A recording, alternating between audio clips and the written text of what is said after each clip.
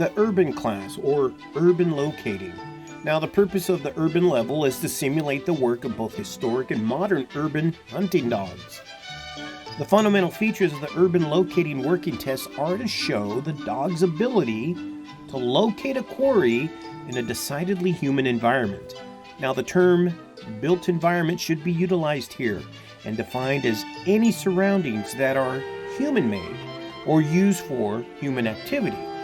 As such, appropriate environments may include urban parks, a street, a developed garden space, a warehouse, or a working barn as examples. Large open spaces such as fields or green space are to be utilized as a trailing and locating course and are not appropriate for urban locating. So environments may be indoor or outdoor, but it must be approved by NASDA prior to the trial. Now, just a quick history about urban class or urban history. During the 19th century, the control of rats using terriers in urban areas was so prevalent, it was turned into an amusement for gamblers at rat pits, where dogs and quarry were set loose in pens, and people bet on how many rodents the dog could dispatch. Rat catching was a full-time occupation during that period. Modern activities exist, which mimic the historic roots of dogs in the hunting field, including earth dog, brush hunt, and barn hunt tests. The course time is 2 minutes. You have one rat hide. The course site is 250 by 500 square feet, and naturally occurring distractions are allowed in the field. You start off with 25 points. You need a minimum of 20 points for a qualifying score. Teams earning 100 points will earn the Urban Locating Level 1 title.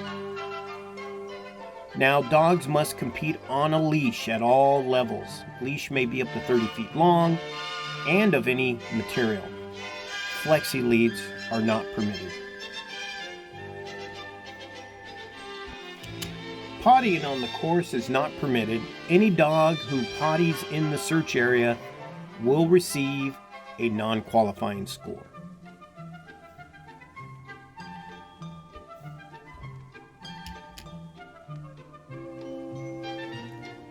Now, there is no scent trail in urban hides. Judges should place hides in such a fashion that they're not readily observable from the start line.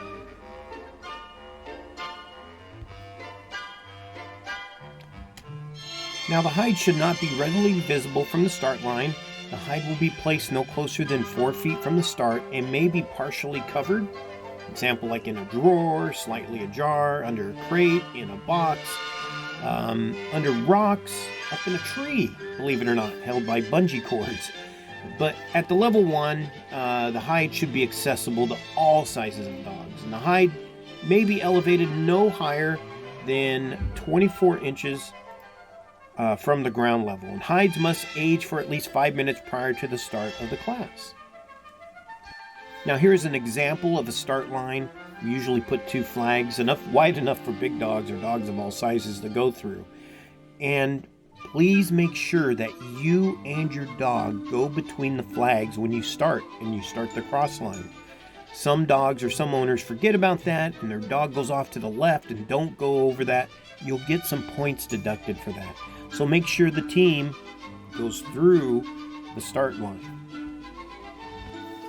So time begins when any dog or handler crosses the start line.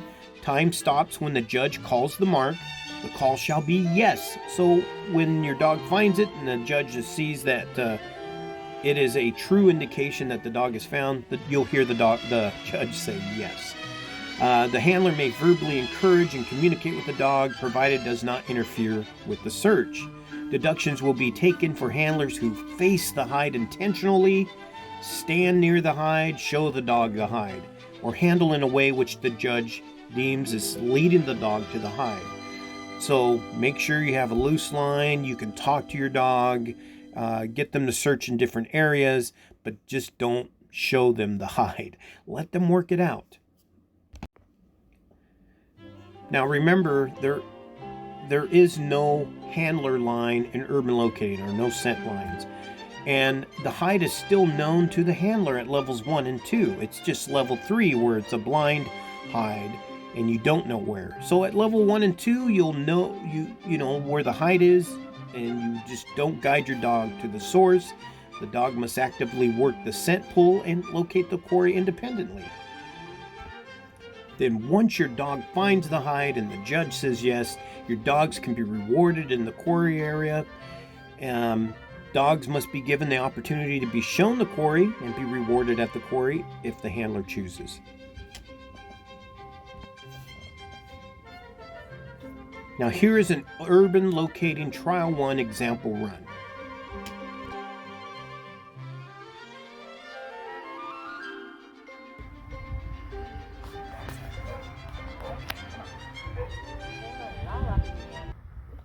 Got you tangled.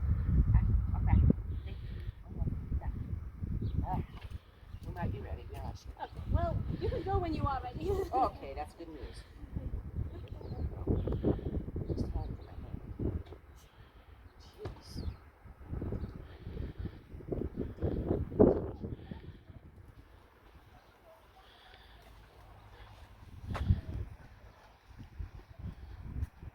Yes. Oh, good one! Oh, I almost told you to keep moving, Chloe.